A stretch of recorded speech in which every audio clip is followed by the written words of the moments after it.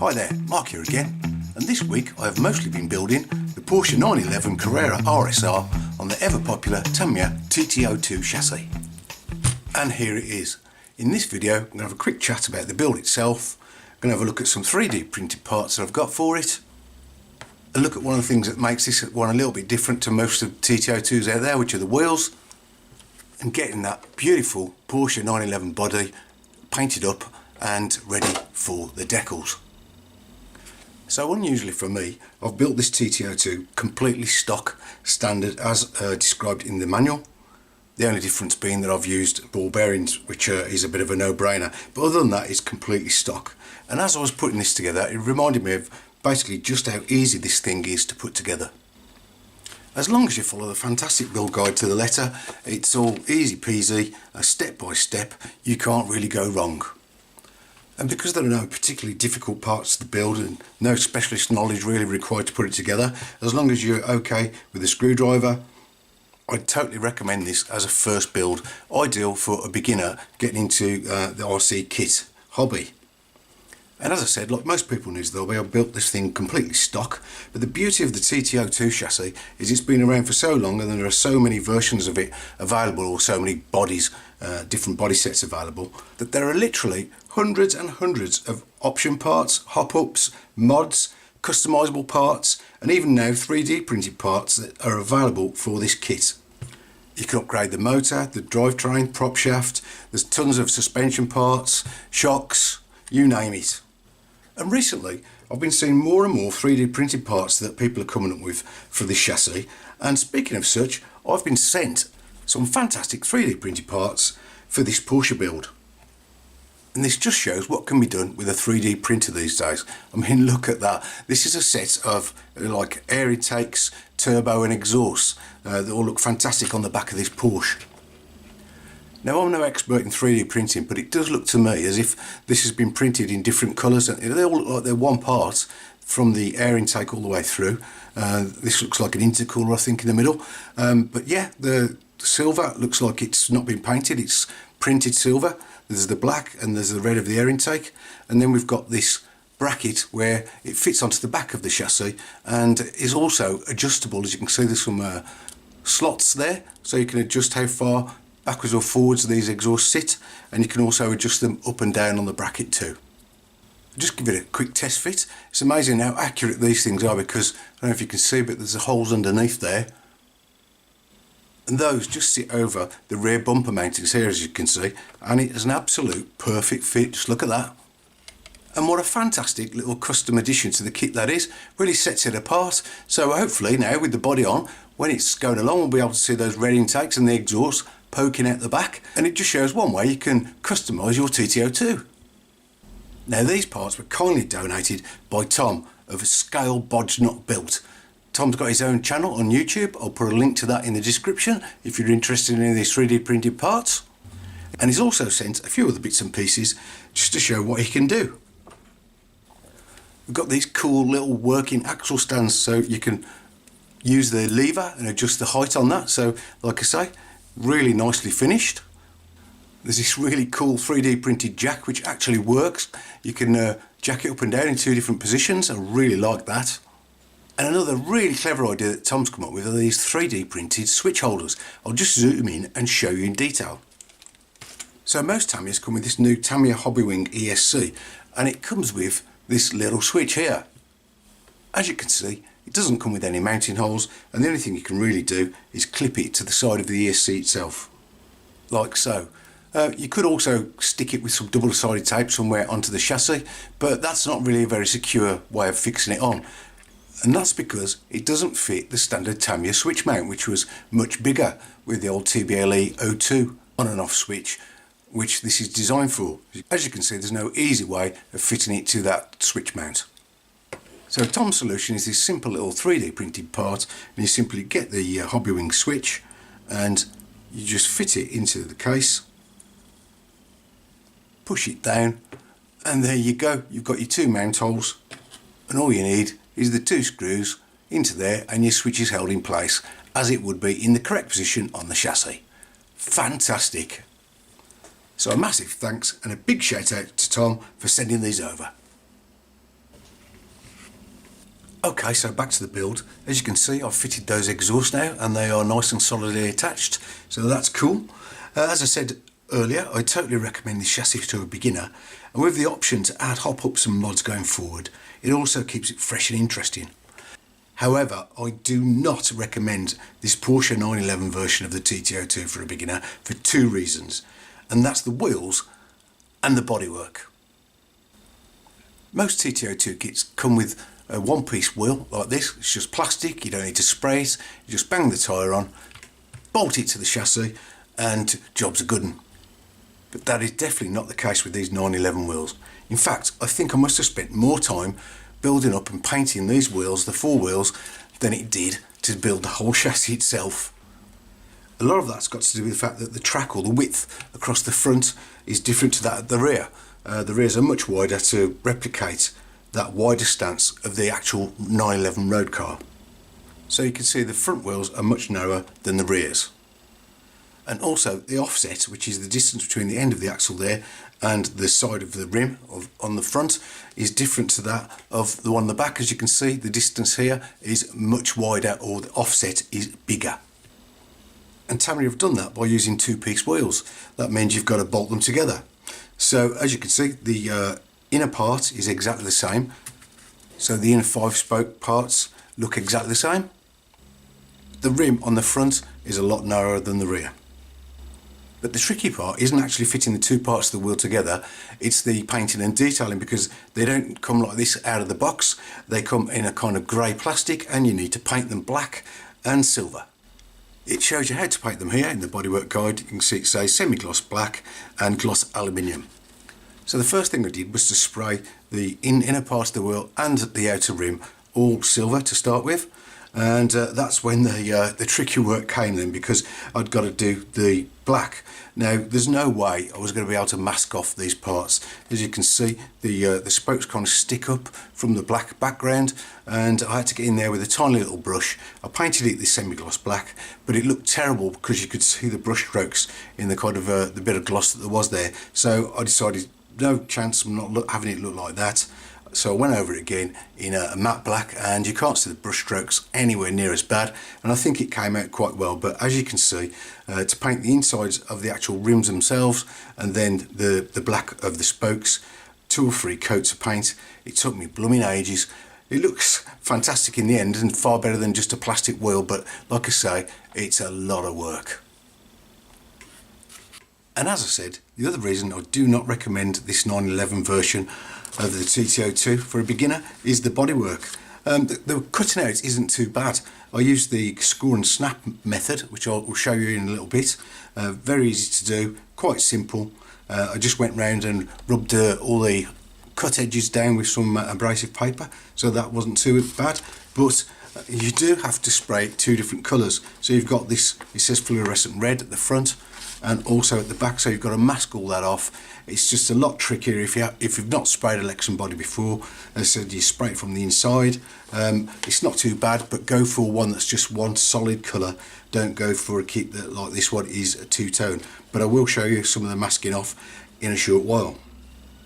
The other thing that makes this body particularly tricky is the decals, or the stickers. Just look at how many there are. I'll just show you here. Here are the decal sheets. There are tons and tons. You've got to cut them all out individually, and these martini stickers, although they are beautiful, they are really tricky to get just in the right position. So again, go for a TTO kit that doesn't have so much livery involved on the bodywork. So using the score and snap method, it's quite simple really, but it does take a bit of practice. You've got to have a really steady hand, get yourself a really sharp hobby knife, and basically you go along the cut lines and just make it a score into the Lexan, and then you snap out the parts. I'll just quickly demonstrate how easy it is. It's going to be very difficult to see because it's a clear piece of Lexan, but I'll do my best. Basically, you get your knife, find the cut line or the indentation in the Lexan itself, and just lightly, don't need much pressure, cut along the line, or should I say score along the line. You don't need to press on too hard, like I said. Just make a little score in it, and then if you bend it, it very easily basically just snaps, and you can tear it. So pull it along like that, And there you go, you've got a lovely straight cut. So once I cut all the body out, I've got to get it ready for spraying. So the first thing you do, you've got to wash out the inside, get rid of any kind of residue that's on the inside of the mould. I've got a washing up sponge and a scourer and some washing up liquid, or dish soap as they call it in the States, I think. And basically give it a good scrub and a rinse out with lots of warm water.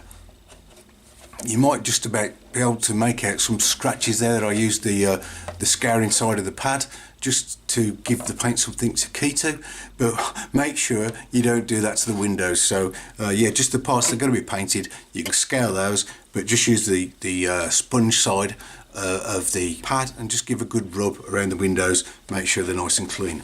And now it's ready for the masking, so I shall get on with that, and we'll have a look at the paint I'm going to use.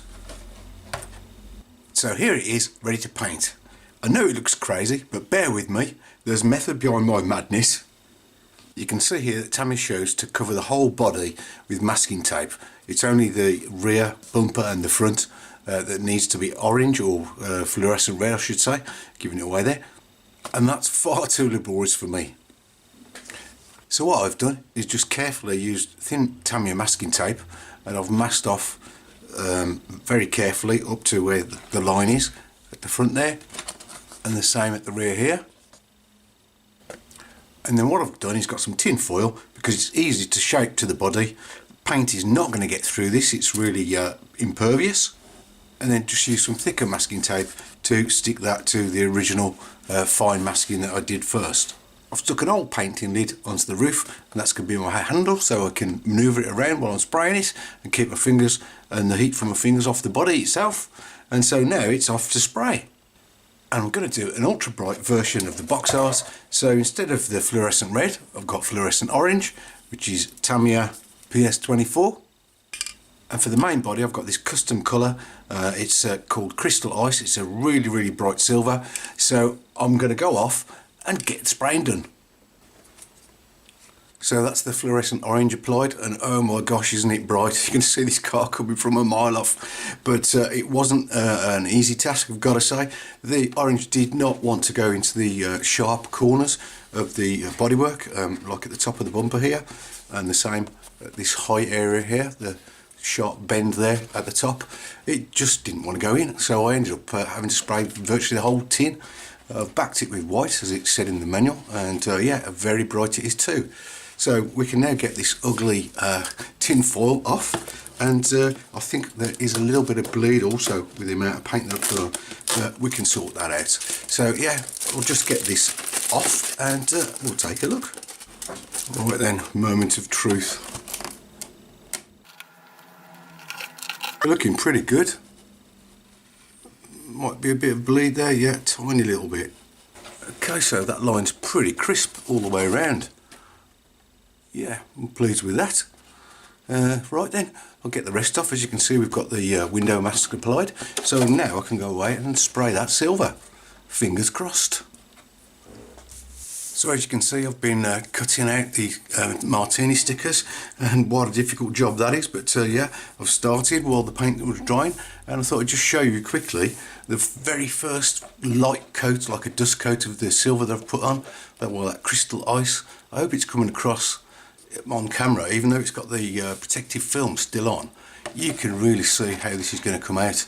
You won't be able to see my fingers through. It's a very, very light dust coat.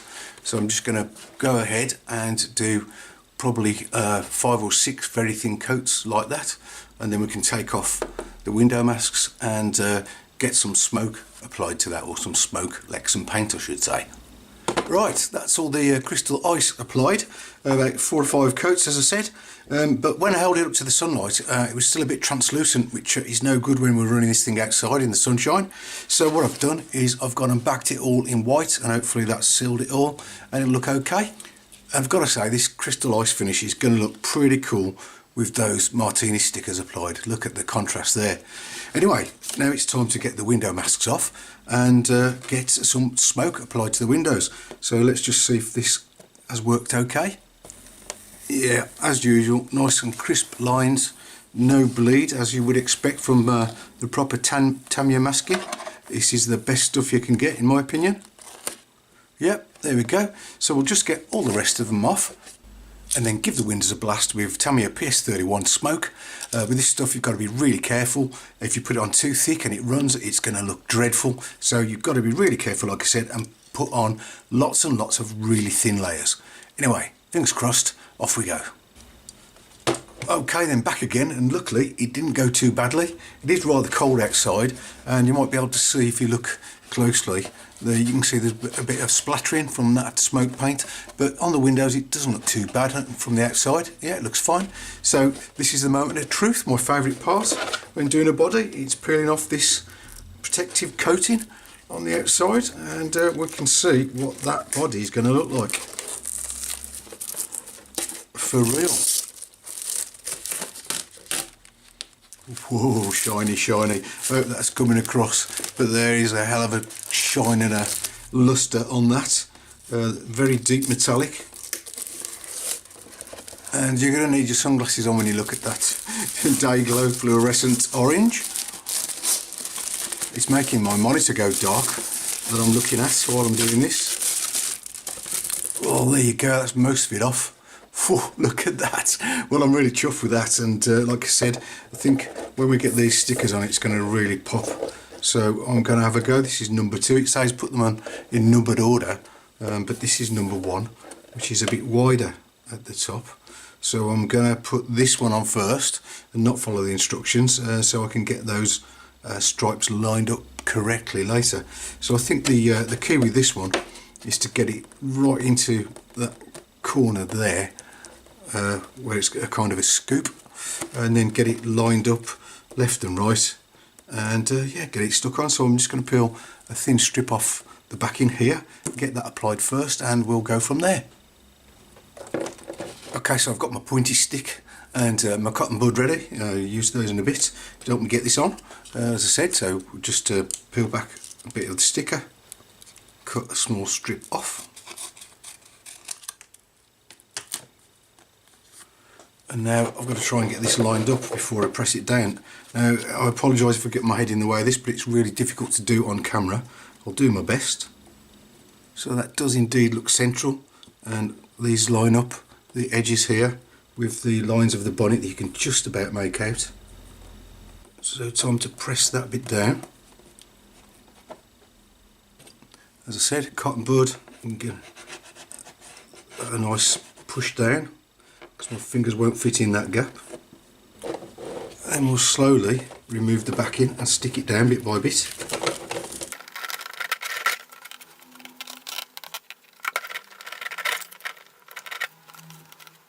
And you might not be able to see on the camera again, but there are some mould sign of a line here.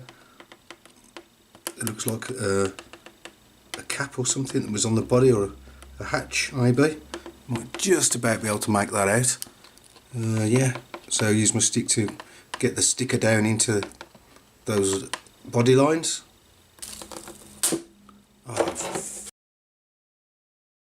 And oh my god, as I've done before, I've had it a lot with these Tamiya stickers. The sticker's ripped, look, so now I'm just going to have to try and piece it back together. I'll do my best I can, and I'll be back in a sec. Well, there you go, I've done my best. It is still visible, as it would be, but it's not the end of the world. These things happen. I've just got to do the best I can with the rest of the body, and hopefully we'll still pull this job off. Right then, let's get this next sticker on here, number 2. Sorry, it is actually number 1, but it's number 2 for me. So again, same thing. And this time let's hope we don't crack a sticker. As I said, the main thing to do is to line up those stripes. It looks pretty good, so we'll go for that. A good rub. And yeah, I'll just get on in the same fashion and back in a bit. Okay, so I've just paused. I'm making a bit of progress. I've had no more tears, thank goodness, and I've got most of the face of the car done. And I thought I'd just stop and show you how tricky these lights are. You can probably see there's a bit flapping off there, but basically you've got the main headlamp to cut out in the middle, and then you've got these two kind of crescent shapes that you've got to then conform to the shape of the body around the headlight. I'll just zoom in and you'll see what I mean. I don't think there's any other way of doing this, so I've taken a hold of the backing off the crescent piece. The centre part wasn't too bad, but you've got to like kind of fold it very carefully. He says, I hope it's not going to rip again. Around, getting the edge right up. See, it's a crease in there. You've got to try and get your nail or something in there and tease it round. Yeah, I'm getting there with it.